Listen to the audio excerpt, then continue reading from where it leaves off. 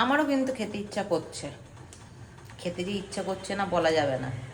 তাহলে কি করব, বানাবো চাউমিন? বলেন আপনার কেমন লাগছে? ঠিক আছে। কোনোদিনও ভালো হবে না। চাউমিন খেতে ইচ্ছে হচ্ছে। রাস্তার থেকে না বাড়ির থেকে? বাড়ি। বাড়ি?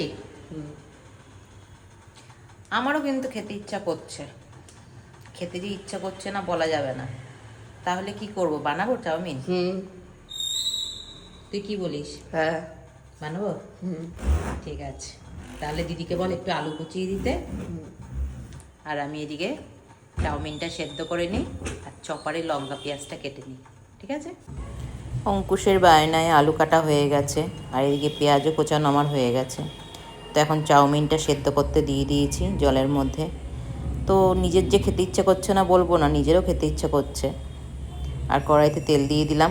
চলো আলুটা ভেজে ফেলি, আজকে তাড়াতাড়ি হয়ে যাবে, কারণ কোনো সবজি যেহেতু নেই। তো সবজি থাকলে একটু চাপ থাকতো। আর এদিকে চাউমিনটা সেদ্ধ হয়ে এসছে। তো আলুটার মধ্যে এখন পেঁয়াজ কুচিটা দিয়ে দেবো, আর আলু পেঁয়াজটা ভাজা হয়ে গেলে দুটো ডিম ভেঙে দিয়ে দেবো। ও এর মাঝে আমি লবণটা দিতে ভুলে গেছিলাম, তো লবণটাও দিয়ে দিলাম। এবার ডিমটা দিয়ে ভালো করে একটু ভাজা ভাজা করতে হবে, নইলে একটা আষ্টে গন্ধ বলবে। তো চলো ততক্ষণ একটু ভেজে নিই। ভাজাটা হয়ে গেলে চাউমিনটা দিয়ে দেবো। তো অনেক দিন পরেই বাড়িতে চাউমিন করছি বলতে পারো, কারণ সেইভাবে রাস্তার জিনিস খেয়ে খেয়ে এরা অভ্যস্ত হয়ে গেছিলো, বাড়িতে বানানোই হতো না। তো চাউমিনটাও ফাইনালি দিয়ে দিলাম। এবার ভালো করে একটু ভাজা ভাজা করে নামিয়ে ফেলবো। তো যেটা বলছিলাম, তো বাইরের জিনিস খেতে খেতেই অভ্যস্ত ছিলেন এরা, সন্ধ্যাবেলা হলেই মোমো ফুচকা এইসবের আবদার চলতো।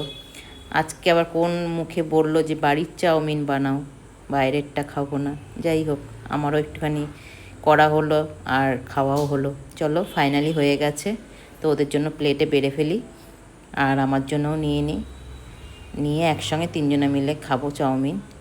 এটার মধ্যে আর অন্য কিছু দেয়নি, দেখলেই তো সিম্পলভাবেই করেছি, আলু পেঁয়াজ ডিম দিয়ে শুধু, আর কিছু না। আর একটু সস দিয়েছি। বলেন আপনার কেমন লাগছে? ঠিক আছে। কোনোদিনও ভালো হবে না। না টাকা আগে তোমারটা এর থেকে বেশি ঝুরঝুরা হতো।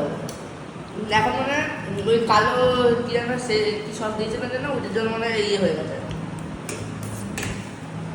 নামাকটা একটু বেশি লাগছে।